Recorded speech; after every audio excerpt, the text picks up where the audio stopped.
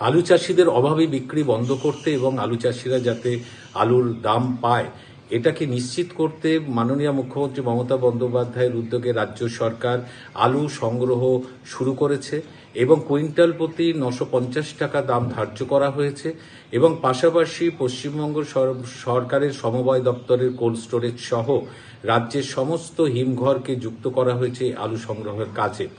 এবং বিশেষ করে যারা ক্ষুদ্র চাষি আলু চাষ করেন, অল্প জমিতে আলু চাষ করেন, তাদের জন্য হিমঘরগুলোতে 30% জায়গা সংরক্ষণ রেখেছে রাজ্য সরকার।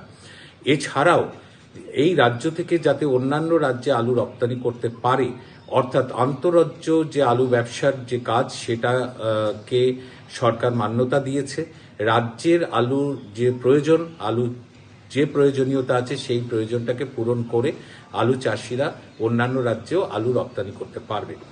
মাননীয় মুখ্যমন্ত্রী মমতা বন্দ্যোপাধ্যায়, তিনি 15 বছর রাজ্যের মুখ্যমন্ত্রী, তিনি তার সরকারি উদ্যোগে বাংলার সর্বস্তরে সর্বশ্রেণীর মানুষের জন্যই কিন্তু সরকারি পরিষেবা দিয়ে এসেছেন এবং তিনি সমাজের এবং রাজ্যের বিভিন্ন ক্ষেত্রে যত শ্রেণীর মানুষ আছে, বিভিন্ন জাতি উপজাতি, কৃষক শ্রমিক মেহনতি মানুষ, খেটে খাওয়া মানুষ, বিভিন্ন ধর্ম সম্প্রদায়ের মানুষের চাহিদার কথা মনে রেখে তিনি কিন্তু সরকারি সিদ্ধান্ত বারবার নিয়েছেন।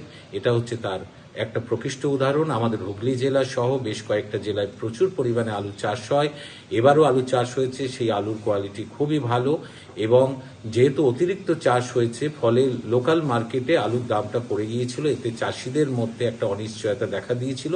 সেই অনিশ্চয়তা কাটিয়ে দিলেন রাজ্যের মুখ্যমন্ত্রী, আমাদের সকলের প্রিয় মাননীয় মমতা বন্দ্যোপাধ্যায়। এখন আলু চাষিরা তারা অন্যান্য রাজ্যেও আলু রপ্তানি করতে পারবে।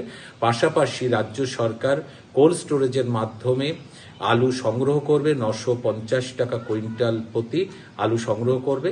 এতে একটা ভারসাম্য তৈরি হবে, আলু চাষিরাও বাঁচবে, সাধারণ মানুষও তার একটা আয়ত্তের মধ্যে দামে আলু কিনতে পারবে। নমস্কার।